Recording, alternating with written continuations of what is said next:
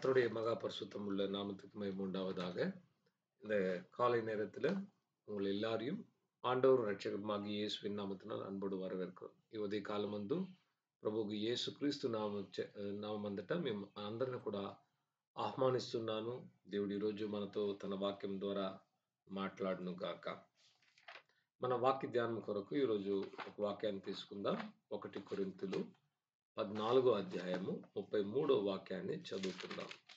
இன்றைக்கு நம்மளுடைய வசனத்தின் தியானத்திற்காக வேதத்தை திருப்பிக் கொள்ளுங்கள். 1 கொரிந்தியர் 14வது அதிகாரம் 33வது வசனத்தை நாம் வாசிப்போம்.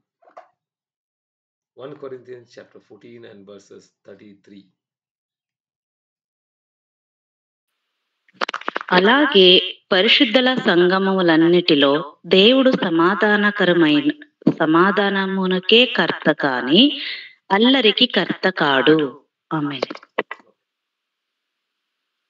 தமிழ்ல யாராவது எடுத்து வாசிங்க. பாஸ்டர் 1 கொரிந்தியர் 14:33. தேவன் கலகத்திற்கு தேவனாய் இராமல் சமாதானத்திற்கு தேவனாய் இருக்கிறார். பரிசுத்தவான்களுடைய சபைகள் எல்லாவற்றிலேயும் அப்படியே இருக்கிறது. ఆమేన్. సో ఈ వాక్యము అపోస్తలుడైన పౌలు గారు కొరింథు పట్టణంలో ఉన్న సంఘానికి రాస్తున్నాడు. இந்த வார்த்தைகளை அப்போஸ்தலனாகிய பவுல் கொரிந்து పట్టణத்திலிருந்து సభைకి எழுதுகிறார். ఈ కొరింథీయులు అని చెప్పబడిన ఈ సంఘము ఒక పెద్ద మహానగరం అన్నమాట. కొరింథు పట్టణం అనేది చాలా గొప్ప పట్టణం. ఆ పట్టణంలో వ్యాపారము మరి అన్ని విషయాలు అన్ని రంగాల్లో వచ్చి ఆ సమయంలో వాళ్ళు ఎదిగిన వాళ్ళు అన్నమాట. బాగా డెవలప్డ్ சிட்டி అని చెప్పుకోవచ్చు. இந்த கொரிந்து பட்டணம் அந்த காலத்தில் பார்த்தீங்கன்னா அவங்க ரொம்பவும் எல்லா விதத்திலும் வளர்ந்த ஒரு పట్టణமா இருந்தது. వ్యాపారத்திலும் మற்ற కార్యங்களிலும் కూడా వளர்ந்ததாக இருந்தது. అక్కడ సంఘాన్ని స్థాపించగా అక్కడ ఉన్న వారికి సువార్తను చెప్పి సంఘాన్ని స్థాపించి అక్కడ జరిగిన కొన్ని సంఘటనలకు ఆయన వచ్చి స్పందిస్తూ ఈ లేఖనాన్ని రాశాడు. அந்த கொரிந்து பட்டணத்துல வாழ்ந்து வந்த ஜனங்களுடைய வாழ்க்கையில சில காரியங்கள் நடந்தது. அந்த காரியங்கள் నిమిత్తமாக இந்த కడితం என்று కూడా எழுதப்பட்டது. కొరింథు సంఘం వచ్చి చెప్పుకోవాలంటే అది వచ్చి చాలా లౌకికమైన ఒక సంఘము. బైబిల్ గ్రంథంలో రాయబడిన అనేక లేఖనాల్లో కొరింథులకు రాసినప్పుడు చాలా కఠినంగా వాక్యాలు రాయబడింది. எல்லா சபைகள்ல பார்க்கும்போது கொரிந்து பட்டணத்துல இருக்கிற இந்த சபை மிகவும் உலக ரீதியான ஒரு సభயாக இருந்தது.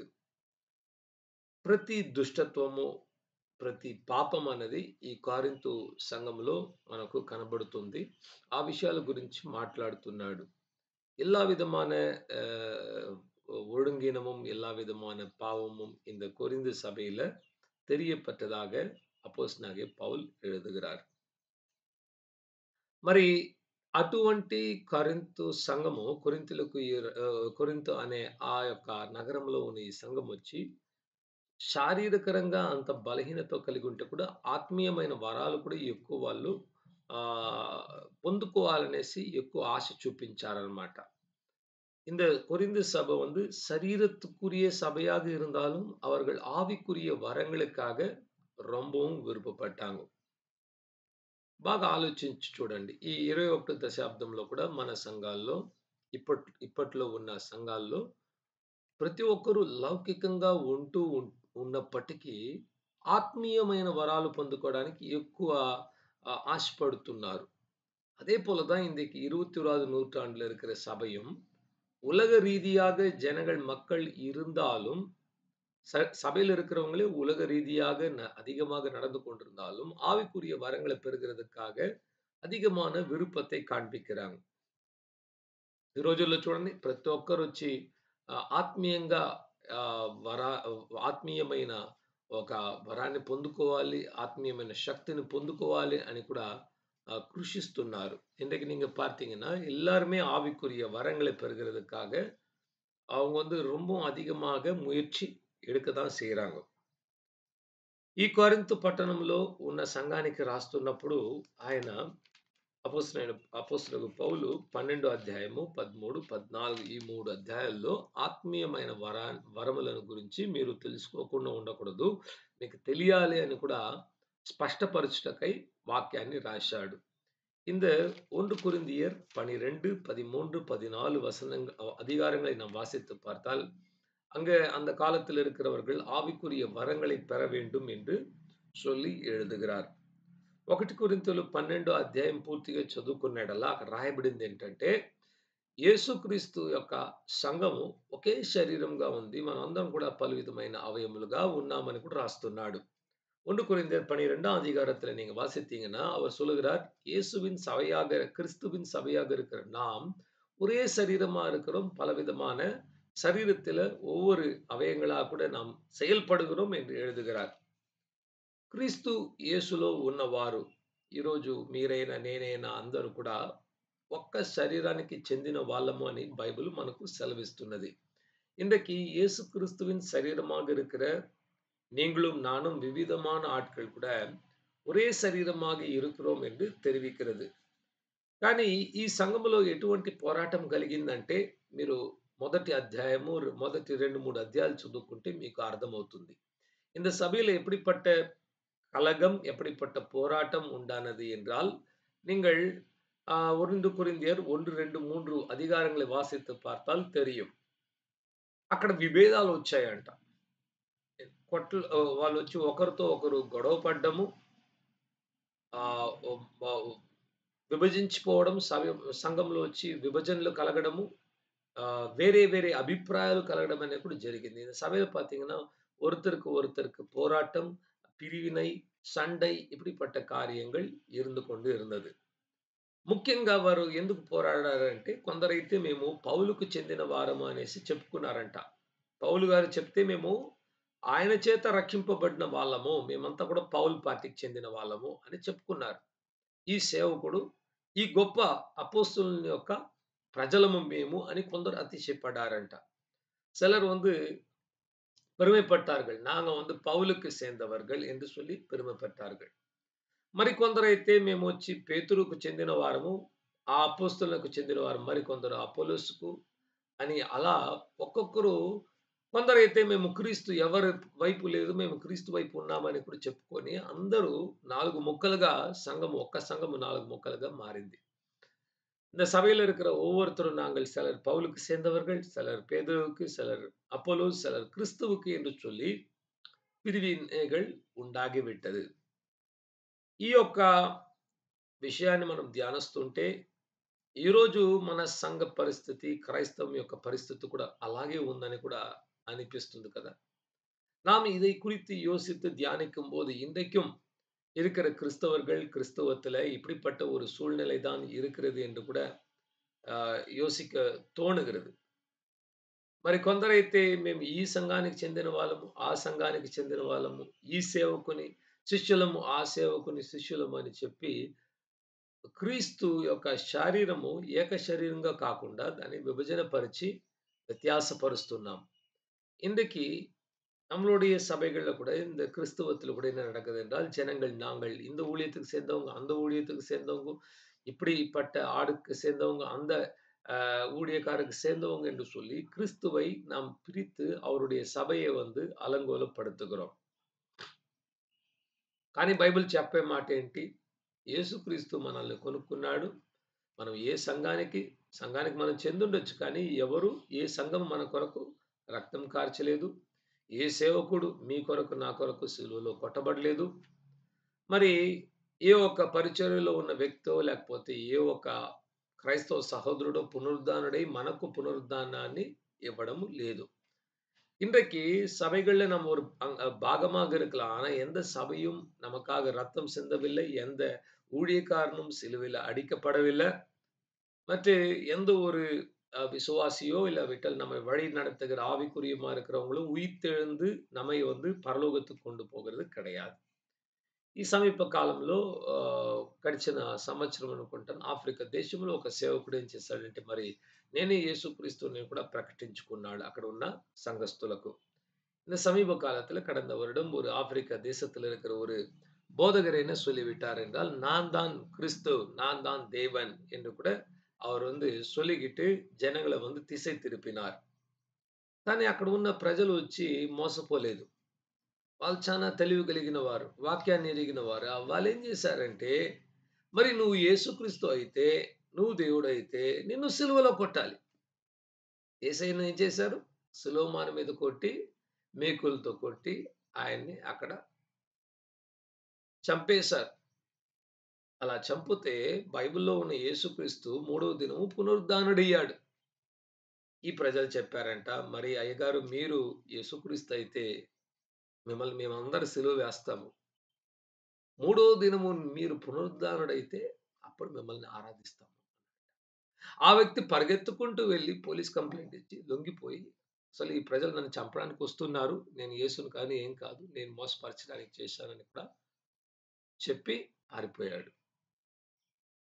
ஆப்பிரிக்க தேசத்துல ஒரு நடந்த சம்பவம். ஒரு ஊழியக்காரர் நான் தான் கிறிஸ்து, நான் தான் தேவன் என்று சொல்லிக் கொண்டார். அதை கேட்ட விசுவாசிகள் நம்பி விடாம அவங்க ரொம்பவும் ஞானமாக செயல்பட்டாங்க. என்ன சொன்னாங்க? உடனடியாக, "ஐயா நீங்க தான் இயேசுவா? தெரியாம போயிடுச்சே. இயேசுவா இருந்தா அவர் என்ன பண்ணணும்? சிலுவையில போடணுமே.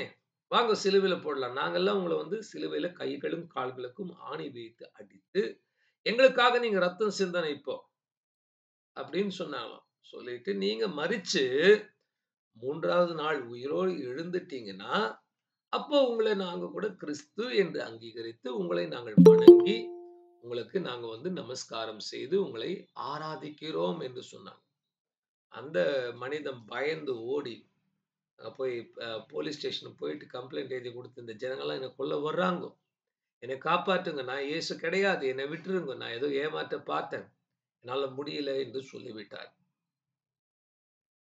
ఈ విషయం ఒక్కసారి గ్రహించినట్ల అవును, యేసుక్రీస్తు అంటే సిలువలో కొట్టబడాలి. యేసుక్రీస్తు అంటే పాప క్షమాపణకు రక్తాన్ని ప్రోక్షించాలి. యేసుక్రీస్తు అని చెప్పబడిన ఒక వ్యక్తి మరణించిన మరణాన్ని జయించాలి. అటువంటి వ్యక్తి యేసు అవుతాడు.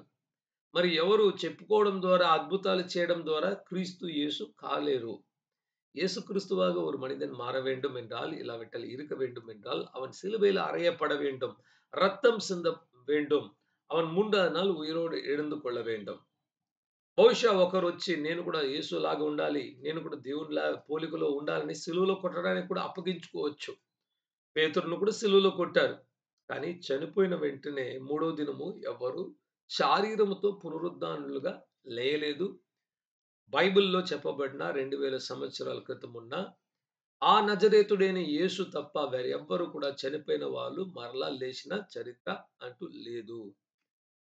ஒருவேள ஒருத்தர் சொல்லலாம், "நானும் இயேசுவை போல இருக்கணும்னு சொல்லி சிலுவையில மரிக்கிறதுக்கு நான் தயாரா இருக்கிறேன்னு" சொல்லி தியாகமாக கைகள்ல கால்கள்லயும் ஆணிகளால் அடிக்கப்பட்டு ரத்தத்தை சிந்தலாம். ஆனால் இயேசுவானவர் எப்படி 3வது நாள் உயிரோடு எழுந்தாரோ, அதே போல உயிர்த்தெழுதுகிற வல்லமை யாருக்குமே இல்லை. இதுவரைக்கும் பேதுரு கூட சிலுவையில அறையப்பட்டார். ஆனா அவர் உயிரோடு எழுந்து கொள்ளல. அவர் உயிர்த்தெழுதலுக்காக காத்திருக்கிறார். இயேசு, நசரேயனாகிய இயேசு 2000 வருஷத்துக்கு முன்பாக சரித்திரத்தில் வெளிப்பட்ட இந்த இயேசுவானவர் தான் சிலுவையில மரித்து, அடக்கம் செய்யப்பட்டு 3వ నాள் ఉయిర్పిக்கப்பட்டிருக்கிறார். அவரைப் పోல వేరే யாரும் இல்லை. ప్రియులారా, ఈరోజు ఈ వాక్యాన్ని మనం మాట్లాడుతూ ఉండగా యేసుక్రీస్తు ఆయన మరణించి పునరుద్ధాన అయ్యి ఇప్పుడు 2000 సంవత్సరాలు పైగా అయింది. 2025 సంవత్సరం ఇది. ఇంతవరకు దాదాపు 25-26 వేల మంది వచ్చి నేనే యేసునని వాళ్ళు తమను తాము ప్రకటించుకొని ప్రజలను మోసపరిచి ఒక గుంపును వారి వైపుకు తీసుకెళ్ళి ఆరాధనను పుచ్చుకొని మరి గందరగోళం చేసిన వాళ్ళు ఉన్నారన్నమాట. ఇది యాంటీ క్రైస్ట్ స్పిరిట్. క్రీస్తు విరోధి యొక్క ఆత్మ క్రయ చేస్తూ ఇంతకాలము మోసపరిచారు. ఇంకా రాని ఉన్న కాలంలో మరింత ఎక్కువగా చేస్తారని కూడా దేవుని వాక్యంలో చెప్పబడింది. మత్తయి సువార్త 24వ అధ్యాయాన్ని చదువుకుంటే చివరి దినాలు ఎలా ఉంటాయంటే, అనేకులు నా నామమందు వచ్చి నేనే క్రీస్తునని చెప్పి మిమ్మల్ని మోసపరిచి, ఇక్కడ ఉన్నాడు క్రీస్తు, అక్కడ ఉన్నాడు క్రీస్తు, గదిలో ఉన్నాడు, అరణ్యములో ఉన్నాడు అని తీసుకెళ్తారు. వెళ్ళకండి, మోసపోకండి అని యేసుక్రీస్తు ప్రభు చెప్పారు. மத்தேயு 24 அதிகாரத்துல ஆண்டவராக இயேசு சொன்னார், கடைசி காலத்துல இப்படி எல்லாம் நடக்கும். அநேகர் வருவார்கள். என் நாமத்தினால வந்து அவர்கள் நானே இயேசு, நானே கிறிஸ்து என்று சொல்லி வஞ்சிக்கும்படியாக புறப்பட்டு வருவார்கள். ஏமாந்து போவாதீங்க. இதோ இங்க இருக்கிறார், அங்க இருக்கிறார் என்று சொன்னால் ఏమాందు పోవాదీంగో என்று కర్తర్ நமக்கு హెచ్చరించిరుக்கிறார். ఇంతగా గొప్ప హెచ్చరిక ఇవ్వబడినప్పటికీ ప్రజలు ఏం చేస్తున్నారంటే వారు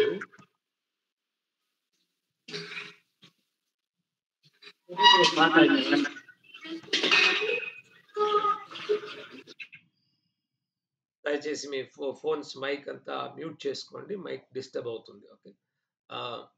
ఇంతగా దేవుడు వచ్చి మనకు చెప్పినప్పటికీ ఇలా జరుగుతుందని కూడా మరి ప్రజలు వచ్చి మోసపోతున్నారు. ஆண்டவராக இயேசு இவ்வளவாக இப்படி எல்லாம் நடக்கும் என்று சொன்ன போதும் జనங்கள் வந்து ఏమాందు పోగరారు.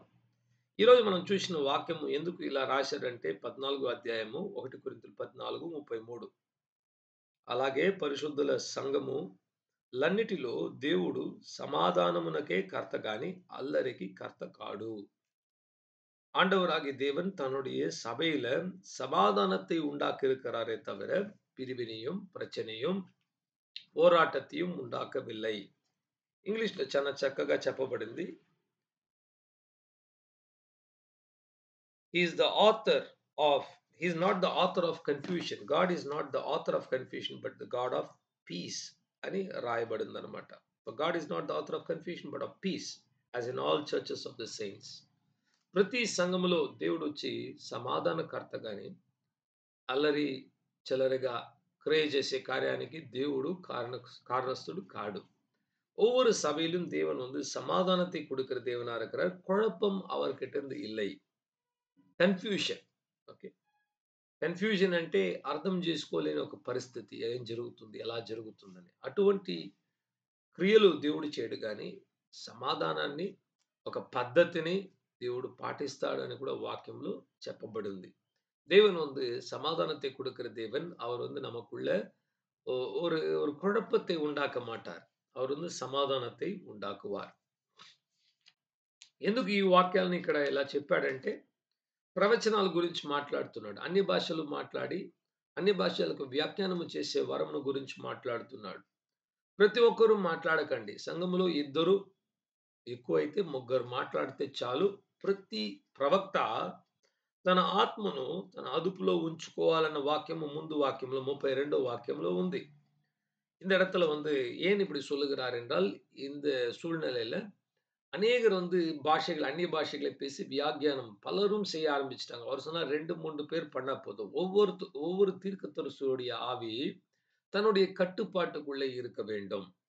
పరిశుద్ధాత్మ మన మీదకి వచ్చినప్పటికీ పరిశుద్ధాత్మ దేవుని యొక్క వాక్యాలు మనకు కలిగినప్పటికీ మనం ఏం చేయాలంటే ఆ వాక్యాన్ని ఎప్పుడు చెప్పాలి, ఎలా చెప్పాలి తెలుసుకోవాలన్నమాట. ஆவியானவர் பேசுறாரு, ஆவியானவர் வார்த்தை கொடுக்கிறார் என்பதற்காக நம்ம எல்லாமே சொல்லிடக்கூடாது. அது எப்ப பேசணும், எப்படி பேசணும், எங்க சொல்லணும் என்று தெரியணும். మన ఆత్మలను ముఖ్యంగా ఒక ప్రవక్తరాలు అని చెప్పుకునేవారు వారి ఆత్మను వారు అదుపులో ఉంచుకోవడం నేర్చుకోవాలి. நம்மளுடைய ஆவி முக்கியமாக தீர்க்க தரிசனம் சொல்லுகிற ஒரு சகோதரனா இருக்கலாம், சகோதரியா இருக்கலாம், அவங்களுடைய ஆவியை அவர்கள் தங்களுடைய கட்டுப்பாட்டுக்குள்ளாக வைத்துக்கொள்ள కట్టుకొள்ள வேண்டும் என்று కూడా వచనం நமக்கு బోధిக்கிறது. ఈరోజు ప్రవచనాలు చెప్పడము లేకపోతే దేవుడు చెప్పిన మాటలను ఇతరులకు చెప్పడం ద్వారా కూడా అనేక కుటుంబాల్లో సమస్యలు వస్తున్నాయి. இன்றைக்கு கர்த்தர் சொல்லுகிற காரியங்கள், கர்த்தர் பேசுகிற காரியங்கள் என்று சொல்லி ஜனங்களுக்கு சொல்லும்போது கூட అనేక కుటుంబங்களுக்குள்ளாக ప్రచనகள் வருகிறது. మరి ముఖ్యంగా ప్రవక్త అని చెప్పుకునే వాళ్ళు చెప్పే కార్యాల వల్ల ఇళ్లల్లో గొడవలు వస్తున్నాయి, కుటుంబాలు విడిపోతున్నాయి, అక్కడ సమస్యలు అనేది ఎక్కువ కలుగుతుంది. இன்னும் முக்கியமாக சொல்லப்படும் என்றால் தீர்க்க தரிசனம் என்கிற பெயர்னால இன்றைக்கு சொல்லப்படுகிற தீர்க்க தரிசனங்களால அநேக குடும்பங்களுக்குள்ளாக பிரிவினை, அநேக குடும்பங்கள் உடைந்து போகிற காரணமாக கூட இருக்கிறது. ఈ ప్రవచనాలు ప్రతి ప్రవచనం ప్రతి మాటను మనం నమ్మేయకూడదు. దేవుని సేవకుడు, దేవుని ప్రవక్త అని ఉండొచ్చు గాని, వాళ్ళు చెప్పిన 100 ప్రవచనాలు సరిగ్గా ఉండొచ్చు. కానీ ఒక్కటి తప్పైపోతే మీ జీవితంలో సమస్యలు మొదలవుతాయి.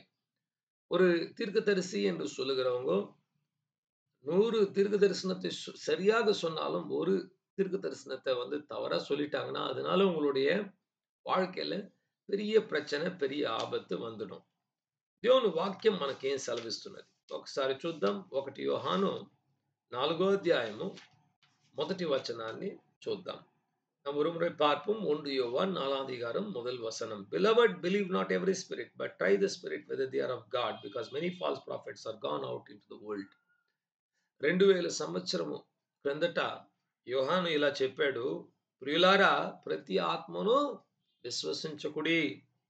మీరు ఆత్మలను శోధించి చూడాలి, ప్రయత్నించాలి, చూడాలి అది దేవుని యొద్ద నుంచి వచ్చున్నదా లేదా అని మీరు ఎరిగి ఉండాలి. కారణం ఏంటంటే అనేక అబద్ధ ప్రవక్తలు ఈ లోకంలోకి వెళ్ళున్నారు, సంఘాల్లో ఉన్నారు అని 2000 సంవత్సరం ముందుగానే అలా చెప్పాడంటే ఈరోజు పరిస్థితి ఏమో ఒక్కసారి ఆలోచించండి. 2000 வருஷத்துக்கு முன்பாகவே யோவான் 1 யோவான் 4ஆம் அதிகாரம் 1வது வசனத்துல, பிரியமானவர்களே, எல்லா ஆவிகளை நீங்கள் விசுவாசிக்காமல் இருங்கள், ஆவிகளை பரிசோதித்து பார்த்து அது தேவனிடத்தில் தான் வந்திருக்கிறதா என்று அறியுங்கள். அநேக கள்ள தீர்க்கதரிசிகள் புறப்பட்டு உலகமெங்கிலும் போயிருக்கிறார்கள் என்று அன்றைக்கு சொல்லப்பட்ட வார்த்தை இன்றைக்கு எவ்வளவு அதிகமாக அந்த வார்த்தைக்கு விலை உண்டாகும் என்று கண்டிப்பாக நீங்க யோசிச்சு பார்க்கணும். ఇప్పుడు ఈ ప్రవచనాల గురించి మాట్లాడినప్పుడు, ప్రవక్తల గురించి మాట్లాడినప్పుడు, పాత నిబంధనలో దేవుడు క్రియేట్ చేసిన ప్రవచనాలు లేకపోతే ప్రవక్తలు, కొత్త నిబంధనలో దేవుడు ఉపయోగిస్తున్న ప్రవక్తలకు ఎక్కువ వ్యత్యాసం అనేది ఖచ్చితంగా ఉంది. இந்த தீர்க்கதரிசிகள் தீர்க்க தரிசனத்தை குறித்து பேசும்போது, பழைய ஏற்பாட்டில் இருந்த தீர்க்கதரிசிகளும் தீர்க்க தரிசனங்களுக்கும், புதிய ஏற்பாட்டின் காலத்தில் இருக்கிற தீர்க்கதரிசிகளும் தீர்க்க தரிசனத்துக்கும் అనేక వ్యత్యాసங்கள் ఉంది. పాత నిబంధనలో దేవుడు ప్రవక్తలను ఉంచుకొని మాట్లాడాడు అనే దాన్ని దేవుడు వచ్చి రుజువు చేస్తున్నాడు. பழைய ஏற்பாட்டில் கர்த்தர் வந்து தன்னுடைய தீர்க்கதரிசிகளை வைத்து பேசினார் என்கிற வார்த்தையை வந்து அவர் நிரூபித்து காண்பிக்கிறார். దానికి వాక్యాన్ని మనం చూడొచ్చు. హెబ్రీయులకు రాసిన పత్రిక మొదటి అధ్యాయం మొదటి వాక్యాన్ని మీరు చూసినట్లా, God who at sundry times and diverse manners spake in times past unto the fathers by the prophets. మొదటి వాక్యం చెప్తుంది, దేవుడు గడిచిన కాలంలో ఎలా మాట్లాడాడు, అనేక మార్గాలు ఉపయోగించుకొని తన ప్రవక్తల ద్వారానే మాట్లాడాడు. మనకు పాత నిబంధన అంతా కూడా ప్రవక్తలు రాసిన పుస్తకాలు, వాళ్ళు ప్రవచించిన కార్యాలే మనకు ఎక్కువ ఉన్నాయి. దేవుడు అలాగే మాట్లాడాడట. பழைய ஏற்பாட்டில் எப்படி ஆண்டவர் பேசினார்? எபிரேயருக்கு எழுதின நிருபம் 1வது அதிகாரம் முதல் வசனம். பழைய காலத்துல தேவன் வகை வகையாக பங்கு பங்காக தன்னுடைய தீர்க்கதரிசிகளோடு நம்மளுடைய பிதாக்களோட தேவன் பேசினார். பழைய ஏற்பாடு முழுக்க முழுக்க தீர்க்கதரிசிகள் சொல்லப்பட்ட కార్యం. పాత నిబంధనలో నిర్గమకాండంలో మోషే రాస్తున్నాడు, ఒక నిజ ప్రవక్త అంటే వాడు చెప్పినవన్నీ కూడా జరగాలి. యెహోవా పలికాడు అని ఒక వ్యక్తి చెప్పి అది జరగకపోతే వాడు అబద్ధ ప్రవక్త అని తెలుసుకొని వాడిని ఎలా చంపాలి, ఊరికి బయటికి తీసుకెళ్లి రాళ్ళు రూవి చంపి పాడేయాలి. ఎందుకంటే వాడు తన స్వంత మనస్సులో కలిగిన భావనలను వ్యక్తపరిచాడు, దేవుడు చెప్పాడని చెప్పి దేవుడిని వచ్చి అబద్ధికుడుగా చేశాడు గనుక వాడిని చంపడమే తీర్పు అని కూడా దేవుడు ఇచ్చాడు. பழைய ஏற்பாட்டு காலத்துல உபாகமத்துல மோசே சொல்லுகிறார், ஒரு தீர்க்கதரிசி என்று கர்த்தருடைய நாமத்தினால பேசுகிறேன் ஒருவன் பேசினால் அவைகள் அப்படியே நடக்கணும். ஏதாவது விஷயங்கள் நடக்காம இல்லாவிட்டால் போயிடுச்சுன்னா நீங்க என்ன பண்ணணும், அவன் பொய்யான தீர்க்க தரிசனம் உரைத்திருக்கிறதுனால அவனை ஊருக்கு வெளியில கொண்டு போய், பாளையத்துக்கு புறம்ப கொண்டு போய் அவனை கல்லெறிந்து கொல்ல வேண்டும். ஏன்? அவன் கர்த்தரை வந்து பொய்யனாக மாற்றி இருக்கிறான், ஆண்டவர் சொல்லாத காரியத்தை சொல்லி இருக்கிறான் என்று சொல்லி இருக்கிறான். పాత నిబంధనలో ఉన్న ప్రవక్తలు వచ్చి దేవుని they the mouthpiece of God, దేవుని నోరుగా ఉన్నారన్నమాట. దేవుని మాటగా వాళ్ళు దేవుని మాటను చెప్పేవారుగా ఉన్నారు. பழைய ஏற்பாட்டில் இருந்த அந்த தீர்க்கதரிசிகள் கர்த்தருடைய வாயாக இருந்து கர்த்தருடைய వార్తகளை சொல்லுகிறவர்களாக இருந்தார்கள். కానీ ఈ యొక్క చివరి దినాల్లో దేవుడు ఎలా మాట్లాడుతున్నాడు, ఈ నూతన నిబంధనలో దేవుడు ఎలా మాట్లాడుతున్నాడు, అదే హెబ్రీయులకు రాసిన పత్రిక 1వ అధ్యాయము 2వ వచనము. ఈ యొక్క చివరి దినాల్లో దేవుడు తన కుమారుడైన యేసుక్రీస్తు ద్వారానే మాట్లాడుతున్నాడంట. ప్రవక్తల ద్వారా కాదు. యేసుక్రీస్తు ద్వారా ఈరోజు దేవుడు தன చిత్తాన్ని మనకు చూపిస్తున్నాడు. இந்த கடைசி காலத்துல வாழ்ந்து கொண்டிருக்கிற புதிய ஏற்பாட்டு காலத்துல வாழ்ந்து கொண்டிருக்கிற நம்மோடு கர்த்தர் இன்றைக்கு எப்படி பேசுறார்? எபிரேயர் 1ஆம் அதிகாரம் 2வது வசனம். கர்த்தர் என்ன பேசுறாரு? தீர்க்கதரிசிகள் மூலமா பேசல. இந்த கடைசி காலத்துல தேவன் தன்னுடைய குமாரனாகிய இயேசு கிறிஸ்துவின் மூலமாக பேசுகிறார். హల్లెలూయా. క్రొత్త నిబంధనలో కూడా ప్రవక్తలు ఉన్నారు, ప్రవచనాలు ఉన్నాయి. కానీ ఒక గొప్ప వ్యత్యాసం ఏంటంటే పాత నిబంధనలో దేవుని ఆత్మ ఎవరిలో లేదు. ఆ ప్రవక్త మీద వచ్చినప్పుడు ప్రవచించేవాడు. అందుకే అది వచ్చి దేవుని వాక్యంగా ఎంచబడింది. కానీ కొత్త నిబంధనలో ప్రతి ఒక్కరిలోగా పరిశుద్ధాత్మ నివసిస్తున్నాడు గనుక మనము ప్రవక్తల మీద ఆధారపడకుండా దేవుని వాక్యాన్ని మరి మనలో ఉన్న பரிசுத்தாத்ம దేవుని మీద మనము ஆதாரப்படாలి. பழைய ஏற்பாட்டு காலத்துல யாருக்குள்ளவும் பரிசுத்த ஆவியானவர் இல்ல. அவங்க தேவ சித்தத்தை அறிய முடியல. அதனால ஒரு தீர்க்கதரிசி சொல்லும்போது அதுதான் தேவனுடைய வார்த்தையா ஏற்றுக்கொண்டாங்க. ஆனால் இந்த புதிய ஏற்பாட்டின் காலத்துல பரிசுத்த ஆவியானவர் உங்களுக்குள்ளாகவும் எனக்குள்ளாகவும் வசிக்கிறதுனால நாம் ஆவியானவர் மேலும் தேவனுடைய வார்த்தை மேலும் ஆதாரப்பட வேண்டுமே ஒழிய ஒரு தீர்க்கதரிசி மேல நம்ம நம்மளுடைய నம்பிక వేయకూడదు. అప్పుడు మనం ప్రవచనాలు వినకూడదా? కొందరైతే ప్రవచనాలంతా కూడా అబద్ధము. అవన్నీ మనకొద్దు. దేవుని వాక్యం ఉంది. అదొక్కటుంటే సరిపోతుందని కూడా మనం అనుకోవచ్చు. நாம இப்போ சிலர் யோசிக்கலாம். இப்போ இது மாரி பிரச்சனை எல்லாம் இருக்கிறதுனால, நமக்கு தீர்க்க தரிசனமே வேண்டாமா? அதை நாம் తూకి పోడలామా என்று కూడా நாம் యోసిக்கலாம். దేవుని వాక్యం చెబుతుంది ప్రవచించేది కూడా ఒక పరిశుద్ధాత్మ ఇచ్చే ఒక వరం. అది అవసరం లేదంటే దేవుడు అటువంటి వరాన్ని ఇచ్చేవాడు కాదు. கர்த்தருடைய வசனம் சொல்கிறது பரிசுத்த ஆவியின் வரங்கள்ல ஒரு வரம் தீர்க்க தரிசன வரம். தீர்க்க தரிசன வரம் நமக்கு தேவையில்லை என்று சொல்லியிருந்தால் தேவன் நமக்கு நிச்சயமாக இந்த வரத்தை கொடுத்திருக்க மாட்டார். இந்த வரத்தை கொடுத்திருக்கிறார்னா அதனுடைய అర్థం తీర్క దర్శనங்கள் ఇందకం இருக்கிறது. దేవుడు మనకు తన ప్రవచన వరాన్ని ఇచ్చున్నాడు అంటే అప్పుడు వచ్చి మనకు ఆ వరము అవసరము దేవుడు మాట్లాడుతున్నాడు. అలా కూడా మాట్లాడుతున్నాడు. ఒక వాక్యాన్ని చూడండి. 1 తెస్సలోనియులకు రాసిన పత్రిక 5వ అధ్యాయము 20, 21 వాక్యాన్ని చదువుకుంటే ఎలా మనము ప్రవచన పట్ల మన మనస్తత్వం ఎలా కలగాలి అని కూడా రాయబడి ఉంది. ஒரு வசனத்தை வாசிப்போம். 1 தெசலோனியர் 5ஆம் அதிகாரம் 20, 21 வசனத்தை வாசித்தால் தீர்க்க தரிசனங்களை குறித்து நாம் எப்படிப்பட்ட மனதுள்ளவங்களா இருக்கணும்? Despise not prophecies, but prove all things, hold fast to that which is good. ప్రవచనాలను మీరు పూర్తిగా విసర్జించకండి. ఏ చెప్పినా దేవుడు మాట్లాడలేడు అలా కాదు అనేసి మనం చెప్పకూడదంట. ప్రవచించుటను నిర్లక్ష్యము చేయకుడి. ఎవరన్నా ప్రవచనాలు చెప్తుంటే దాన్ని మనం నిర్లక్ష్యం చేయకూడదు. అలా అంతా దేవుడు మాట్లాడు, ఊరికే వ్యర్థంగా వాళ్ళే మాట్లాడుతున్నా అలా చేస్తే కూడా తప్పైపోతుంది, పొరపాటు అవుతుంది. தீர்க்க தரிசனங்களை நீங்க துச்சமாக எண்ணக்கூடாது. அதையெல்லாம் அதெல்லாம் அப்படி ஆண்டவர் பேச மாட்டார்னு சொல்லக்கூடாது. ప్రవచించడం నిర్లక్ష్యం చేయకుడి. సమస్తమును పరీక్షించి మేలైన దానిని చేపట్టుడి.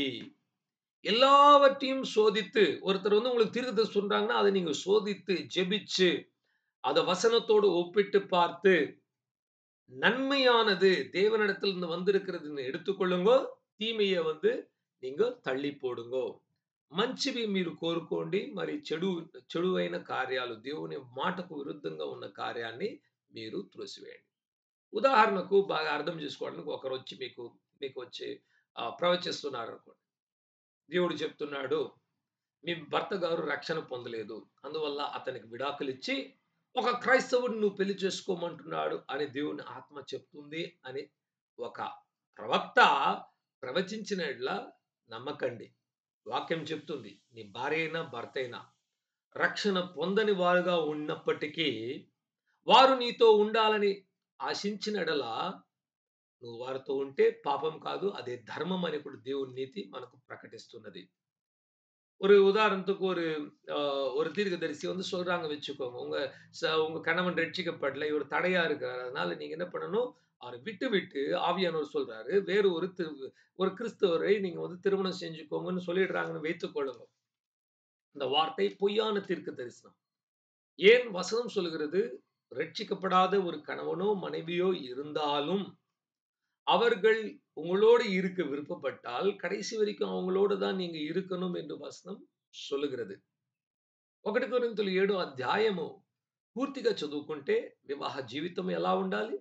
చేసుకోవాలా? చేసుకోకూడదా? చేసుకున్న వాళ్ళు ఎలా ఉండాలి? విడిపోయిన వాళ్ళు ఎలా ఉండాలి? మరి అటువంటి కార్యాల గురించి ఎక్కువ ఆ విషయము ఆ నిండు అధ్యాయంలో రాయబడి ఉంది. మీరు చదవండి. 1 கொரிந்தியர் 7ஆம் அதிகாரத்தில முழுமையாக திருமணத்தை குறித்து எப்படி இருக்க வேண்டும்? யாரோடு இருக்க வேண்டும்? யாரோடு இருக்கக்கூடாது? என்றெல்லாம் கூட எழுதியிருக்கிறது. అన్యులుగా ఉన్నవారు క్రీస్తు నిమిత్తము మిమ్మల్ని విడిచిపెట్టాలని మీరు ఆశించకపోయినప్పటికీ వారు ఆశించిన యెడల మీరు స్వతంత్రులుగా ఉన్నారు. వారు విడిచిపెట్టి వెళ్ళిపోతే మీరు తప్పు చేయడం లేదని కూడా దేవుని వాక్యం చెప్తుంది. கிறிஸ்தவர்களாக இருக்கிற நீங்கள் உங்களுடைய கணவனோ மனைவியோ உங்கள வந்து இயேசுவின் நிமித்தமாக விட்டுட்டு போறாங்க என்று சொன்னால், அப்ப நீங்க வந்து அவங்கள பிடிச்சு வைக்க வேண்டிய அவசியம் இல்லை. అదే విధంగా వాళ్ళు మీతో ఉండాలని ఉంటే, నేను యేసుని నమ్ముకున్నాను అందుకు నీతో ఉండను అని చెప్పి విసర్జించడం పాపం అని కూడా దేవుని వాక్యం చెప్తుంది. நான் கிறிஸ்தவனா இருக்கிறேன். அதனால நான் வந்து உன்ன வந்து உன்னோடு நான் வாழ மாட்டேன் என்று சொல்லி விடுகிறது పాపం என்று వచనం சொல்லுகிறது. ఇటువంటి ప్రవచనాలు ఎందుకంటే ఇది ఒక ఉదాహరణ ఇచ్చానన్నమాట. మీకు చెప్పేవాళ్ళు ఉంటారు. ఇలా చెప్తారన్నమాట. ఇలా చేయండి, అలా చేయండి. దేవుని ఆత్మ ఆలోచనిస్తున్నాడు. కానీ వాక్యం ఏం చెప్తుందన్న దాన్ని మనం ఎక్కువగా ముఖ్యత్వం వచ్చి వాక్యంతో పోల్చుకోవాలి తప్ప వారు చెప్పిన మాట అన్ని కూడా నమ్మితే కొన్నిసార్లు మనం మోసపోయేదనేది ఖచ్చితంగా జరుగుతుంది. அநேக தீர்க்க தரிசனங்கள் சொல்லப்படும்போது அந்த வார்த்தைகளை கொண்டு வந்து வசனத்தோடு நாம் ஒப்பிட்டு பார்க்கணும். ఏ ఒక ప్రవచన వల్ల, ప్రవక్త వల్ల, లేకపోతే ఒక సేవకుని వల్ల కుటుంబంలో అయినా, మనస్సులో అయినా కన్‌ఫ్యూజన్ చానా వచ్చి మీకు అర్థం చేసుకోలేని ఒక పరిస్థితి, మీ మనస్సులో బాధ, మీ మనస్సులో వచ్చి సమస్యలు వస్తుందంటే అక్కడి నుంచి మీరు దూరం అయిపోవాలి. எந்த ஒரு ஊழியக்காரனாக இருந்தாலும், எந்த ஒரு தீர்க்கதரிசியா இருந்தாலும், குழப்பத்தை உண்டாக்கினால் அந்த இடத்தை விட்டு நீங்க வெளியே வர வேண்டும். ஏனென்றால் குழப்பத்தை தேவன் உண்டாக்குறது கிடையாது. దేవుడు వచ్చి ఎప్పుడు చూడండి సమాధానాన్ని తీసుకొచ్చే దేవుడుగా ఉన్నాడు. శాంతిని తీసుకొచ్చే దేవుడుగా ఉన్నాడు. విడుదలను తీసుకొచ్చే దేవుడుగా ఉన్నాడు. పశ్చాత్తాపమును తీసుకొచ్చే దేవుడుగా ఉన్నాడు గానీ, మరి మన మనస్సును దేవుని నుండి దూరం చేసే మాటలు, కుటుంబంలో గొడవలు, మరి సమస్యలు కలిగే మాటలు, ఇతరుల మీద లేనిపోని అనుమానాలు కలిగే మాటలు, அటువంటి మాటలు దేవుని యొద్ద నుంచి రాదు. கர்த்தர் பேசின எந்த ஒரு வார்த்தையா இருந்தாலும் அவர் சமாதானத்தை கொண்டு வரும், சந்தோஷத்தை கொண்டு வரும், விடுதலை கொண்டு வரும், தேவனுடைய நீதி நியாயத்தை காண்பிக்கும், மனம் திரும்புதலை கொண்டு வருமே ஒழிய நமக்குள்ள பிரச்சனையோ இல்லாவிட்டால் பிரிவினையோ போராட்டமோ சண்டையோ அந்த வார்த்தைகள் கொண்டு వరాదు. జాగ్రత్త వహించాలి. ఓకే. ఒకవేళ మీరు ప్రవచిస్తున్నా, ఇతరులు మీకు ప్రవచిస్తున్నా మీరు జాగ్రత్త వహించాల్సింది చాలా అవసరము. நீங்க ஒருத்தருக்கு தீர்க்க தரிசனம் சொன்னாலும், மற்றொருத்தர் உங்களுக்கு தீர்க்க தரிசனம் சொன்னாலும், நீங்க வந்து ரொம்பவும் కవనం உள்ளவங்களா இருக்கணும். కొన్ని మార్లు వచ్చి దేవుడు మనకు చూపిస్తాడన్నమాట. ఒక ఒక సహోదరుడైనా, సహోదరి అయినా ఏదో ఒక తప్పు చేస్తున్నారని దేవుడు చూపించేసాడని అందరి ముందర చెప్పేస్తే ఏమవుతుందంటే వాళ్ళు షేమ్ అయిపోతారు. దేవుడు చూపించాడని అందరి ముందు, సంఘం ముందు, వారి కుటుంబస్తుల ముందు నువ్వు ఇటువంటి పాపం చేస్తున్నావని మనం ఖండించిన యెడల వాళ్ళ మనస్సు పగిలిపోయి ఇంకా సిగ్గునొంది సంఘానికి రారు మరి. వాళ్ళ కుటుంబంలో కూడా వాళ్ళు నెమ్మదిగా ఉండలేరు. అటువంటి వారికి జ్ఞానం కలగాలన్నమాట. ఎలా ఆ వాక్యాన్ని చెప్పాలి ప్రభువా? దేవుడు చూపించిన వెంటనే చెప్పకూడదు. ఎలా చెప్పాలి వాళ్ళకు అర్థమయ్యేటట్లు. వారు ఒంటరిగా తీసుకెళ్ళి వారితో మాట్లాడాలి. చెప్పాలి. ఎన్నో ఇన్సిడెంట్స్ అలా జరిగాయన్నమాట. ప్రవక్తలొచ్చి, ఇలా నువ్వొచ్చి అక్రమ సంబంధాల్లో జీవిస్తున్నావని భర్త ముందు, భార్య ముందు చెప్పేస్తే కుటుంబం విడిపోతుంది అంతే. వాళ్ళు ఉండేదేమో అది నిజమయ్యుండొచ్చు. కానీ అలా వేయడం వల్ల ఏమవుతుందంటే అలా ఆ మాటని చెప్పడం వల్ల కుటుంబంలో గొడవలొస్తాయి. ఒకవేళ అది తప్పుడైన ప్రవచనం అయ్యుంటే ఇంకంతే. ఆ కుటుంబంలో అనుమానం అనేది కూడా కలుగుతుంది. ஒரு குடும்பத்துக்குள்ள போயிட்டு இது மாரி ஆண்டவர் காட்டுறாரு. நீ வந்து ஒரு தவறான உறவுல வாழ்ந்து கொண்டிருக்கிறேன்னு சொல்லிட்டாங்க வச்சுக்கோங்க. அது என்ன நடக்கும்? அந்த குடும்பத்துல பிரச்சனைய கொண்டு வந்துரும். அது உண்மையா இருந்தாலும் பிரச்சனைய கொண்டு வரும். அது பொய்யான வார்த்தையா இருந்தா இன்னும் பெரிய என்ன சொல்றது? பிரிவினையும் குடும்பத்துல வந்து சமாதானக்கேடும், ஒரு அ సందేహத்தையும் கொண்டு வந்து విடும். ఎప్పుడు కూడా ఎవరి యొక్క రహస్య పాపాన్ని దేవుడు చూపిస్తే వాళ్ళతో రహస్యంగానే చెప్పాలే తప్ప అందరి ముందు చెప్పకూడదు. దేవుని వాక్యం ఎలా చెప్తుంది? ఒకరు పాపములో జీవిస్తుంటే మొట్టమొదటిగా వారిని తీసుకెళ్ళి యేసుక్రీస్తు చెప్పాడు, ఒంటరిగా మాట్లాడు. వినకపోతే మారుమనసు పొందకపోతే ఇద్దరు ముగ్గురిని తీసుకెళ్ళి మాట్లాడు. అలా జరగకపోతే చివరిగా సంఘము ముందుగా మాట్లాడి అటువంటి వారిని విసర్జించండి అని దేవుని వాక్యం చెప్తుంది. ஆண்டவருடைய வசனம் சொல்லுகிறது, ஒருவன் வந்து தெரிந்து ஒரு பாவத்துல வாழ்ந்து கொண்டிருந்தால் ஒருவனா போய் நீங்க வந்து தனிமையில போய் அவனை திருத்தணும். அப்படி திருந்தாவிட்டால் 4, 5 சகோதரர்கள் கடைசியில தான் சபைக்கு முன்பாக சொல்லி அவர்களை கண்டிப்புக்குள்ளாக நடத்த வேண்டும் என்று கூட சொல்லியிருக்கிறது. ఈరోజు ఈ రోజుల్లో వచ్చి నిజ ప్రవచన కంటే ఈరోజు వచ్చే ప్రవచనాలు, ప్రవక్తల ద్వారా ఏం జరుగుతుందంటే కుటుంబాలు పాడైపోతుంది. సంఘాలు విడిపోతుంది. సంఘంలో గొడవలు కలుగుతున్నాయి. మంచిగా ఉన్న సంఘాలు వచ్చి వారు చెప్పే మాటల వల్ల అబద్ధం వాళ్ళొచ్చి దాన్ని అర్థం చేసుకోలేక ఎదిరించి మరి పోరాడి పడిపోతున్నారు. మీకు కూడా కొన్ని అనుభవాలు ఉంటాయి. చేదైన అనుభవాలు ఉంటాయి. உங்களுக்குள்ள கூட சில கசப்பான அனுபவங்கள் இருக்கும். சில வார்த்தைகள் சொல்லுகிறதுனால, சில ஊழியர்கள் நடத்துகிற విధத்தினால కూడా బాధిக்கப்பட்டிருப்பாங்க. ఇవన్నీ దేవుడు చేయడండి. దేవుడు వచ్చి సంఘంలో శాంతిని, సమాధానం తీసుకొచ్చే దేవుడు. ஆண்டவர் வந்து సభలో வந்து ఒழுంగిயும், సమాధానத்தையும் கொண்டு வருகிற தேவன். ఈ యొక్క శాంతి సమాధానాన్ని మనం కూడా కోరుకోవాలి. இந்த సంతోషத்தையும் సమాధానத்தையும் நாம் கூட ఏற்றுకొள்ள வேண்டும். కొత్త నిబంధనలో ఎటువంటి ప్రవచనలు వచ్చినా మీలో పరిశుద్ధాత్మ దేవుడు ఉన్న కారణము వల్ల మీరు దాన్ని శోధించి చూడాలని దేవుడు చెప్తున్నాడు. కొత్త నిబంధనలో చెప్పబడే ప్రవక్తలు, ప్రవచనాలు పాత నిబంధనలాగా 100% ప్రూఫ్ కాదు. అర్థమవుతుందా మీకు? కొత్త నిబంధనలో ఏ ఒక్క ప్రవక్త నేను చెప్పినా, మీరు చెప్పినా, ఎంత గొప్ప ప్రవక్త చెప్పినా 100కు 100% ప్రూఫ్ కాదు. మనము దాన్ని తేల్చాలి. వాక్యం ద్వారా ప్రార్థనలో ఉంచి దేవుడు చెప్పినవి ఇవేనా అని అర్థం చేసుకొని మనతో దేవుడు మాట్లాడితే వాటిని అంగీకరించాలే తప్ప గుడ్డిగా నమ్మకూడదు. புதிய ஏற்பாட்டுல சொல்லப்படுகிற தீர்க்க தரிசனங்கள் பழைய ஏற்பாடு மாதிரி 100க்கு 100% உண்மை கிடையாது. அதை நாம் வந்து அப்படி ஏன் சொல்றார் ஆண்டவர்னா, நமக்குள்ள ஆவியானவர் இருக்கிறதுனால அந்த வார்த்தைகளை எடுத்துக்கிட்டு நம்ம ஜெபிக்கணும். நம்ம வந்து ஆண்டவர்கிட்ட கேட்கணும். வசனத்தோடு ஒப்பிட்டு பார்க்கணும். பார்த்து ஜெபிச்சு எது ஆண்டவர் காட்டுறார் நமக்கு அறியும் போது நம்ம அதை வந்து ஏற்றுக்கொண்டு செயல்பட நமக்கு வாய்ப்பா இருக்கும். కొత్త నిబంధనలో దేవుడు మాట్లాడుతున్న ప్రవచనలు 100కి 100% లేకపోతే చెప్పినవన్నీ కూడా కరెక్ట్ అయి ఉంటే, అప్పుడు పాత నిబంధన ప్రకారం ఎవరైనా అబద్ధ ప్రవచన చెప్పింటే, చెప్పినవి జరగకపోతే వాళ్ళు రాళ్ళు రువి చంపాలి. అలా అటువంటి ఒక కాల్కులేషన్, అటువంటి ఒక లెక్కలో వెళ్ళుంటే ఈరోజు అనేక ప్రవక్తలు చనిపోయారు. ఎందుకంటే వాళ్ళు చెప్పిన మాటలు జరగలేదు. మనకు తెలుసు. మనం కూడా కొన్ని మార్లు మనకు ఇతరులకు ఇలా దేవుడు చూపిస్తున్నాడని చెప్పడము అది జరగడం లేదు. ఎన్నో కారణాలు ఉండొచ్చు. కొత్త నిబంధనలో అటువంటి సిద్ధాంతం కూడా లేదు. ఒకడు చిన్న ప్రవచన తప్పుగా చెప్పడం వల్ల అబద్ధ ప్రవక్త కాడు. యెహోవా యొద్ద నుంచి మిమ్మల్ని వచ్చి వేరే దారికి తీసుకెళ్తేనే అబద్ధ ప్రవక్త. బాగా అర్థం చేసుకోండి. వాళ్ళు ఒకరు ఒక ప్రవచనం చెప్తున్నారు. బ్రదర్ మీరొచ్చి ఇలా వచ్చే సంవత్సరంలోగా మీ ఇల్లు కట్టుకుంటారని ఒక ప్రవచనం చెప్పారండి. మీరు కట్టుకోకపోతే అతడు అబద్ధ ప్రవక్త అని చెప్పకూడదు. దానికి కారణాలు వేరు ఉంటుంది. కానీ యేసుక్రీస్తు దేవుడు కాదు. నేనే దేవుడు. లేకపోతే మీరు పరిశుద్ధాత్మ లేదు. యేసుక్రీస్తు రాడు. పరిశుద్ధంగా జీవించొద్దు. పాపంలో ఉంటే బాగుంటుంది. నువ్వు అలాగే ఉండు. దేవుడు నిన్ను పరలోకానికి அதே அபத்த பிரவக்தா. அடுத்த வருஷம் நீங்க வீடு கட்டுருவீங்கன்னு சொல்லி ஒரு தீர்க்கதரிசி சொல்லி அது நிறைவேறாவிட்டா அது பொய்யான தீர்க்க தரிசனமா இருந்தாலும் பொய்யான தீர்க்கதரிசியா மாற மாட்டாங்க. ஆனா நீங்க இயேசு வந்து கடவுள் கிடையாது, தேவன் கிடையாது, பரிசுத்த ஆவியானவர் இல்ல ஆண்டவராக இயேசு வரமாட்டாரு. நீங்க பாவத்துல வாழ்ந்தாலும் பரவாயில்ல. தேவன் உங்களை மன்னிச்சிடுறாரு. அப்படி சொல்றது தான் கள்ள தீர்க்கதரிசிகளுடைய అడయాళం. కొత్త నిబంధనలో ఒక సంఘటన మనము అపోస్తల కార్యంలో చదువుకుంటాం. అపోస్తలుడు పౌలు స్థలంలో వచ్చినప్పుడు అగబస్ అనే ఒక ప్రవక్త వస్తాడు.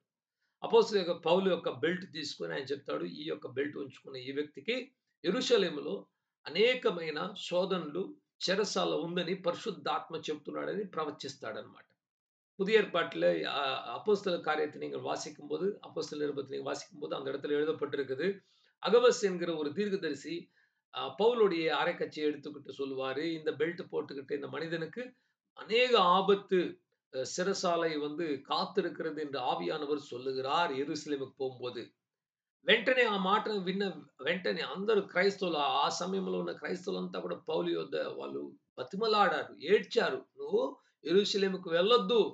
దేవుడు చెప్తున్నాడు అక్కడ ఆపద ఉందంట, అక్కడ ప్రమాదం ఉందంట, నిన్ను చెరసాల్లో పెడతారంట, వెళ్ళొద్దు వెళ్ళొద్దండయ్యా అనేసి వాళ్ళంతా ఏడవడం మొదలు పెడతారు. அவர் இப்படிப்பட்ட தீர்க்க தரிசனம் உரைத்த உடனே அந்த காலத்துல இருந்த கிறிஸ்தவர்கள்லாம் அழ ஆரம்பிச்சாங்க. ஐயா நீங்க போயிடாதீங்கோ.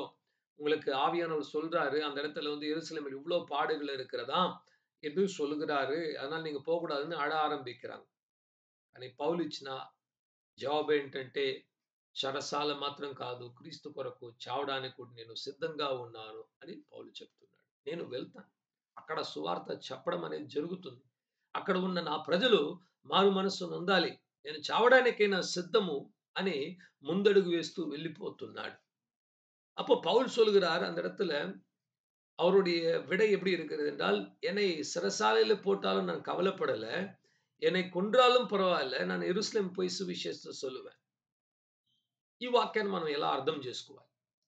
దేవుని ఆత్మ ప్రవచించి నీకు ఇలా ఆపదలు ఉన్నాయి అని చెప్పాడే గాని వెళ్ళొద్దు అని ఎక్కడా చెప్పలేదు. அந்த இடத்துல நீங்க நன்றாக வாசித்தால் ஆவியானவர் நீ போகக்கூடாது என்று தான் சொல்றாரு. போகக்கூடாதுன்னு சொல்லல. அங்க போனா இப்படி எல்லாம் உனக்கு ஆபத்து இருக்குது சொன்னார், சொல்லியிருக்கிறார். పౌలు ఒకవేళ దేవుని ఆత్మ వెళ్ళొద్దు అని చెప్పి ఆయన వెళ్ళుంటే అది దేవుని చిత్తానికి విరుద్ధమైన కార్యంగా ఉంటుంది. పాపం చేసిన కార్యంగా ఉండొచ్చు. இப்ப பவுல் ஆண்டவர் சொன்ன காரியத்துக்கு ఎదురాக పోயிருந்தால் అది ఆండవరుடைய సిత్తத்துக்கு ఆపోజిటా இருந்திருக்கும். అసలు ఏం జరిగిందంటే అగబస్ వచ్చి చెప్పడానికి ముందుగానే పరిశుద్ధాత్మ దేవుడు పౌలుకు బయలుపరిచాడు. నువ్వు యెరూషలేముకి వెళ్ళాలి. నీకు అక్కడ శ్రమలు కలుగుతాయి. కానీ భయపడొద్దు. నేను నీతో ఉన్నాను. నువ్వు వెళ్ళు అని దేవుడు మాట ఇవ్వగా, ఆ మాటను రుజువు చేయడానికి బయట నుంచి ఒక ప్రవక్త వచ్చి మాట్లాడుతున్నాడు. ఇదిగో ఈ యొక్క బెల్ట్ ఉంచుకునే వ్యక్తికి ఇటువంటి ఆపద ఉందని పరిశుద్ధాత్మ చెబుతున్నాడు. అలా ఆ ప్రవచనం వచ్చిన వెంటనే ఈయనకు దేవుడు చెప్పిన మాటను రుజువు చేయడం వల్ల, కన్ఫర్మేషన్ కలిగడం వల్ల ఆయన ఇంకా బలపడ్డాడే గాని பயப்படలేదు.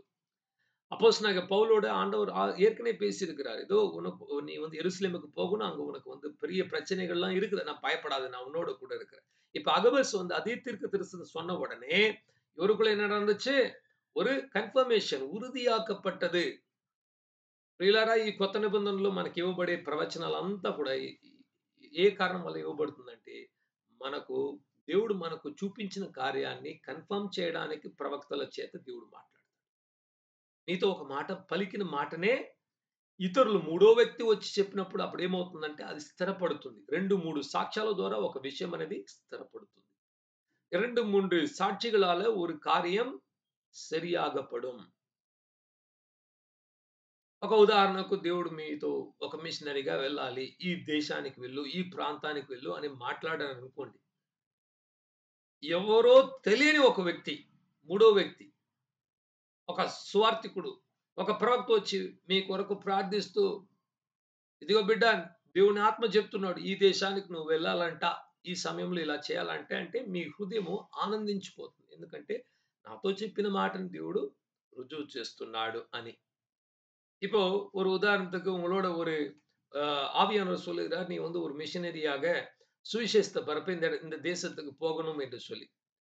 அதே வார்த்தையை அறியாத இருக்கிற மூன்றாவது ஒரு ஆள் சொல்லும்போது உங்களுடைய ஆவி என்ன நடக்கும்னா உங்களுக்குள்ள ஒரு மகிழ்ச்சி வரும். அப்பா என்கிட்ட பேசின அதே வார்த்தையை அவர் மூலமா பேசுறாருன்னு சொல்லி அந்த ஒரு ఉత్సాహం వரும், ஒரு విశ్వాసం వரும்.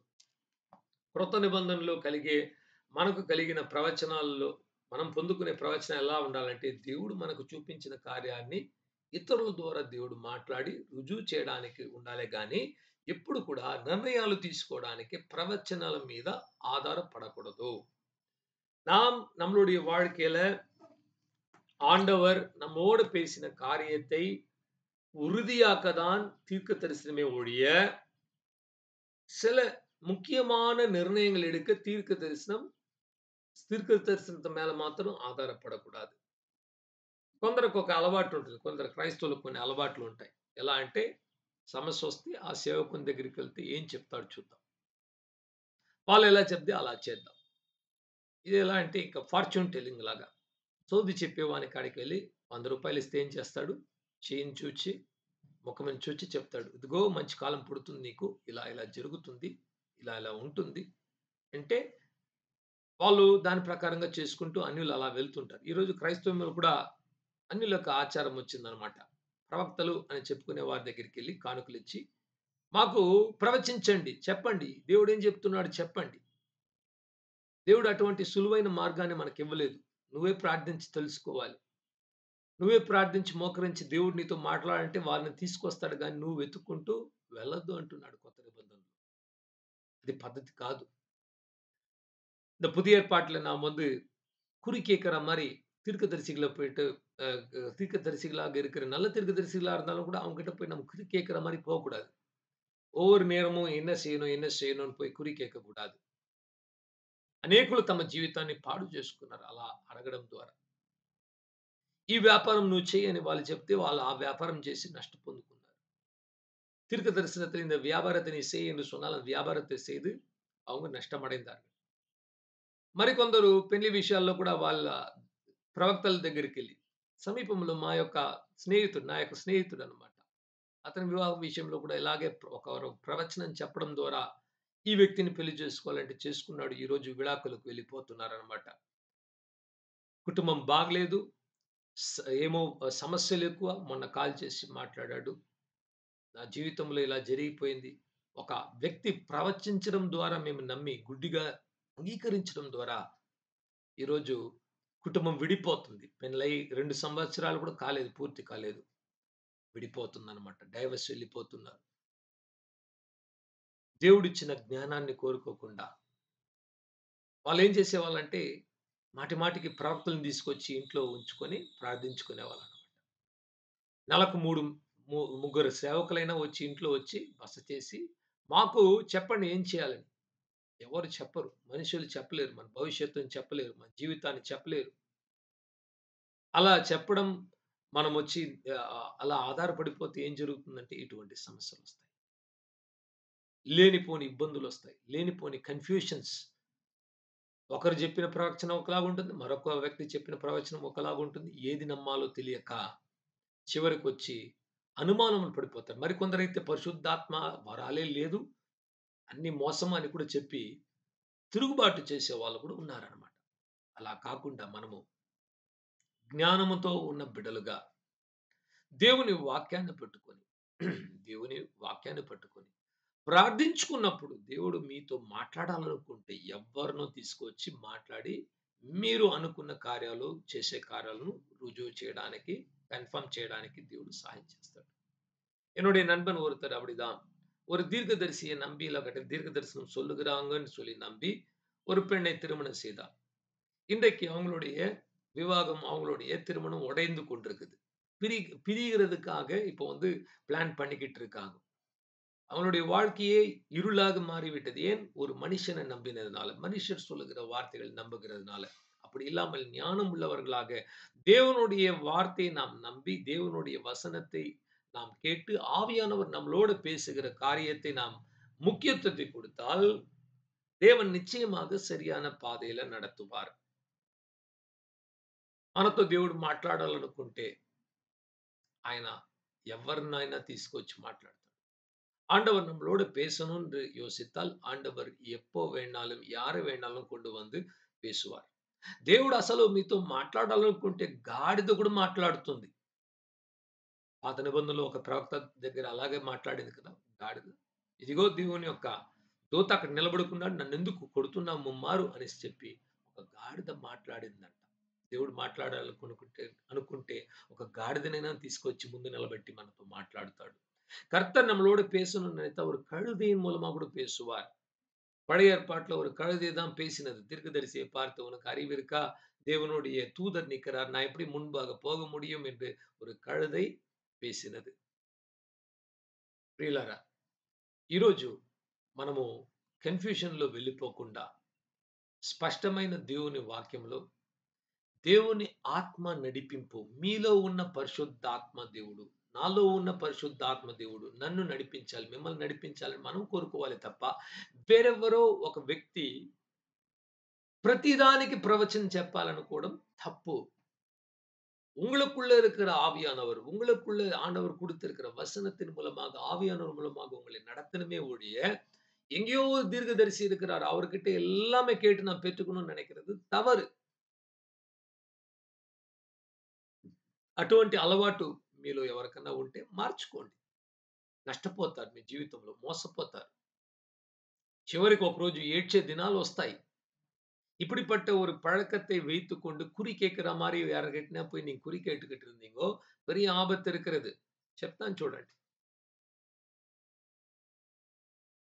కొన్ని కొన్ని ప్రవచనాలు చెప్పేటప్పుడు వాళ్ళేం చేస్తారంటే, సాతాను యొక్క మాటలు కూడా మాట్లాడేస్తారు. సాతాను యొక్క చిత్తాన్ని ప్రచురిస్తారనమాట. ఎలా ఉంటుందంటే ఆ ప్రవచనాలు, ఇదిగో నీకొక యాక్సిడెంట్ జరగబోతుంది. నీకొక రోడ్డు ప్రమాదం కలుగుతుందని దేవుని ఆత్మ సెలవిస్తున్నాడు. దేవుని ఆత్మ కాదు, సాతాను యొక్క క్రియ. మీ ఇంట్లో ఒక మరణము, ఒకరు మరణిస్తాడు, ఈ వ్యక్తి మరణిస్తాడు. దేవుడు కూడా చెప్పొచ్చు, కానీ అనేక మార్లు సాతానే చెప్పగలుగుతాడు. అలా చెప్పడం ద్వారా ఏం జరుగుతుందంటే, దాన్ని అంగీకరించి భయపడినప్పుడు మనము భయపడినవి మనకు సంభవిస్తాయి. அப்படி யோசித்து நாம் அதை கேட்டு நம்பும்போது நம்மளுடைய வாழ்க்கையில அந்த காரியங்கள் அப்படியே நடக்கும். డెరెక్ ప్రిన్స్ అనే ఒక సేవకుడు ఉన్నాడు. ఆయన కూడా ఆత్మ వరములు కలిగిన వ్యక్తి. ఆయన ఒకరోజు ప్రార్థన నడిపించి సేవకుడు ప్రార్థిస్తుంటే ఒక స్త్రీ మీద పరిశుద్ధాత్మ వచ్చినట్లు భాషలు మాట్లాడి ఆయన చూసి చెప్పింది, ఇదిగో దేవుడు నీకు చెప్తున్నాడు, ఈ కూటము ముగించిన తరువాత నువ్వు వెళ్ళేటప్పుడు నీ కారు ఒక చెట్టుకు ఢీకొట్టుకొని నువ్వు ఆ స్పాట్‌లో చనిపోయి పరలోకానికి వెళ్ళిపోతావని దేవుని ఆత్మ చెప్తున్నాడు అని చెప్పిందనమాట. அவர் டெரெக் பிரின்ஸ் என்கிற ஒரு ஊழியக்காரர் ஊழியம் செய்து கொண்டிருக்கும்போது, ஒரு சபையில ஒரு ஒரு ஸ்திரீ வந்து ஒரு ஒரு பெண் வந்து தேவனுடைய ஆவியினால் நிரப்பப்பட்டு சொன்னாள், இதோ இன்றைக்கு நீ போகிறாய், கார்ல போகும்போது உன்னுடைய கார் போய் ஒரு செடிக்கு மோதி நீ அந்த இடத்துல மரிச்சு పరలోకத்துக்கு పోవేன்னு ఆవియానவர் சொல்றார். కానీ దేవునికి స్తోత్రము. ఆ డెరెక్ ప్రిన్స్ అనే దేవుని సేవకునికి ఆత్మలను కనుక్కునే వరము, డిజర్నింగ్ ఆఫ్ ద స్పిరిట్స్ ఉన్నిందనమాట. ఏ ఆత్మ అని విభజించి చూచే వరం ఉన్నది కనుక ఆయన వెంటనే స్పర్శించాడు. ఇది దేవుని ఆత్మ కాదు, ఒక అపవిత్ర ఆత్మ దేవుని ఆత్మలాగా మాట్లాడుతుందని గ్రహించిన వెంటనే ఆ మాటలను తిరస్కరించి, యేసు నామమందు అపవిత్ర ఆత్మ నీ మాటలను విసర్జిస్తున్నాను, అలా జరగదు అని బైండ్ చేసి ప్రార్థించాడు. దాన్ని అంగీకరించలేదు, నమ్మలేదు. నా దేవుడు నాతో ఉన్నాడు, తన దూతల నుంచి కాపాడుతాడు. அந்த அந்த பெண் அப்படி தீர்க்க தரிசனம் உரைத்த உடனே இவர் என்ன செஞ்சாரு, ஆவியில அறிந்து கொண்டு பகிர்ந்தறிகிற வரம், ஆவிகளை பகிர்ந்தறிகிற வரம் இருந்தனால இயேசுவின் நாமத்தினால கடிந்து கொண்டு அது நடக்காது என்று சொல்லிவிட்டு அவர் పోనారు. జరిగింది ఏందో తెలుసా? ఆయన వెళ్ళేటప్పుడు కారు మీద చాలా జాగ్రత్తగా వెళ్తున్నాడు. ఇప్పుడు అలా ఒక మాట కలిగిందనుకోండి, భయం అనేది ఎక్కువ ఉంటుంది. చాలా జాగ్రత్తగా వెళ్తున్నాడు. కానీ ఎక్కడో ఒక స్థలంలో తప్పిపోయి కారు పోయి ఒక చెట్టుకు ఢీకొట్టుకుంది. అయినప్పటికీ ఏ ఒక్క గాయము, ఏ ఒక్క ఆపద, ప్రమాదము, ప్రాణహాని ఏం జరగలేదు. కారు కొంచెం తగిలిందే తప్ప దేవుడు తన దూతలను ఉంచి కాపాడాడు అని కూడా ఆయన మెసేజ్‌లో చెప్తున్నాడు. அவர் காரை நடத்திக் கொண்டு இந்த தீர்க்க தரிசனம் பெற்ற உடனே போய் கொண்டிருக்கும்போது அறியாம கார் போய் ஒரு செடியில మోదిరిச்சு. ஆனா எந்த ஒரு చిన్న గాయం కూడా అడిపడల. అప్పుడు ఆయన చెప్తున్నాడు, ఒకవేళ నేను దీన్ని ఎదిరించి నిలబడుకోకపోయింటే నా ప్రాణాలు ఆ రోజు వెళ్ళిపోయేది. நான் எதிர்த்து நின்றிருக்காவிட்டால் என்னுடைய உயிர் அன்றைக்கு போயிருக்கும். కొన్ని కొన్ని ప్రవచనాల వల్ల మన ప్రాణహాని కూడా జరుగుతుంది. சிலர் சொல்லுகிற தீர்க்க தரிசனத்தினால நம்மளுடைய உயிருக்கே ఉలై வைத்து విడువాంగ, ఆపత్తే వెచ్చిరువాంగ. ఇక్కడ నా తల మీద మీకు ఒక మార్క్ కనబడుతుంది. ఎప్పుడు గమనించారో లేదో. ఇది చిన్నప్పుడు నేను పడిపోయిందనమాట. మా అమ్మగారు ఒక ప్రవక్తరాలు అని మా ఊర్లో ఒక ఆవిడ దగ్గరికెళ్ళినప్పుడు ఆవిడ చెప్పిందంట, మీ కుమారునికి ఒక ఆపద కలుగుతుంది, కానీ ప్రాణహాని కలగదు అంటే, మా అమ్మ భయపడుతుంటే కింద పడి ఇది దెబ్బ తగిలింది. ఇప్పుడు నేను చెప్పాను, ఆ మాట దేవుని వద్ద నుంచి రాలేదు. దేవుని చిత్తం కాదది. అపవిత్రాత్మ ఏం చేసిందంటే రక్తాన్ని తాగడానికి అటువంటి ఒక ప్రయత్నాన్ని చేసింది. దేవుని సేవకురాలు అన్న ఒక సేవకురాలు నోటి ద్వారా మాట్లాడి చివరికి ఏం చేసిందంటే ఇక్కడ పెద్ద ఒక గాయం అనేది కలిగింది. நெற்றியின் மேல் ஒரு காயம் இருக்கு. இந்த காயம் வந்து சின்ன வயதில் நான் விழுந்து ஒரு கல்லு வந்து குத்தி கொண்டு போனது. அம்மாவுக்கு வந்து ஒரு தீர்க்கதரிசி என்று சொல்றவங்க, அவங்களுக்கு அப்ப தெரியாது. அவங்க போயிட்டு ஏதாவது சொல்லுவாங்கன்னு போன மாரி, அங்க போன உடனே அவங்க சொன்னாங்க, "உன்னுடைய மகனுக்கு இது மாரி ஒரு ஆபத்து வரப்போது. அந்த ஆபத்து உயிர் போகாது. ஆனா இப்படி நடக்கும்" என்று சொல்லிவிட்டாங்க. அதை நம்பி, அதுக்கு பயந்து கொண்டிருந்தப்போ இந்த కార్యం நடந்தது. ఎందుకు ఇవన్నీ చెప్తున్నాను? ఆపద. ప్రతి ఆత్మను నమ్మకండి. ఆపత్తు எல்லா ఆవిகளை நம்பாதீங்க. ఒక వ్యక్తిని ఎలా మీరు తెలుసుకోవాలంటే వారి యొక్క ఫలం, వాళ్ళ జీవితం ఎలా ఉందని చూడాలి. ఒక ప్రవక్త వరాన్ని చూడకండి. వాళ్ళ సీక్రెట్ లైఫ్, వాళ్ళ కుటుంబ జీవితం ఎలా ఉంది, వాళ్ళ సాక్ష్యం ఎలా ఉంది, వాటిని చూసి ఒకరిని అంగీకరించాలి తప్ప, కొన్ని వరాలు చూపించడం ద్వారా వాళ్ళు చేతులు పెడుతుంటే కింద పడిపోతున్నారని నమ్మేకండి. వాళ్ళ జీవితం ఎలా ఉంది? వాళ్ళ కుటుంబం వాళ్ళెక్కడున్నారు? ఏం చేస్తున్నారు? వాళ్ళ పరిచర్య ఏంటి? వాళ్ళ సాక్ష్యం ఎలా ఉంది? నలుగురు ఎటువంటి సాక్ష్యాన్ని వారికిస్తున్నారు? ఇవన్నీ చాలా ప్రాముఖ్యమైనవి. అవన్నీ ఉంచుకొనే ఒక వ్యక్తిని మనం అంగీకరించాలి తప్ప, ఊరికే వాళ్ళు మాట్లాడే మాటలు మాయ మాటలైనా, లేకపోతే చేసే క్రియల ద్వారా మాట్లాడకూడదు. వారి జీవితము మాట్లాడాలి. ఎటువంటి వ్యక్తి అనేసి. నేను మాట్లాడే ప్రసంగాల వల్ల మీరు నన్ను తీర్పు తీర్చకూడదు గానీ, నా యొక్క అంతరంగ జీవితం, నేను ఇతరులతో జీవిస్తున్న నా పర్సనల్ లైఫ్ మీకు తెలిసుంటే, ఆ లైఫ్‌ను ఉంచుకొని మీరు నన్ను తీర్పు తీర్చాలి గానీ, వరాలు, మాటలు అవన్నీ అందరూ ఎవరైనా మాట్లాడొచ్చు. కానీ జీవితం అనేది వేరు. అది మనం తెలుసుకోవాలి. ஒரு மனிதனை நாம் எப்படி அறிந்து கொள்ள வேண்டும் என்றால், அவங்களுடைய கனிகளை வைத்து நாம் அறிந்து கொள்ள வேண்டும். அவங்களுடைய வார்த்தைகள், வசனங்கள், ஊழியங்கள்லாம் வித்தியாசமா இருக்கலாம். ஆனா அவங்களுடைய வாழ்க்கை எப்படி இருக்குது? அவங்களுடைய కుటుంబத்தில எப்படி நடந்துக்கிறாங்க? அதை நாம் அறிய வேண்டும். ఈ ఉదయకాలమందు కూడా ప్రవచనాలను మనం వచ్చి పూర్తిగా విసర్జించకూడదు. చులకనగా ఎంచకూడదు. దాన్ని పరిశుద్ధమైనది దేవుని ఆత్మ నడిపిస్తున్నాడు కానీ, తీసుకున్నది తీసుకోకుండా ఉండేది, ఇది అంగీకరించేది, తిరస్కరించేది మన చేతిలో ఉంది. మనమే ప్రార్థించి అంగీకరించాలి, తిరస్కరించాలి తప్ప గుడ్డిగా నమ్మకూడదు అన్నదే ఈరోజు సందేశం.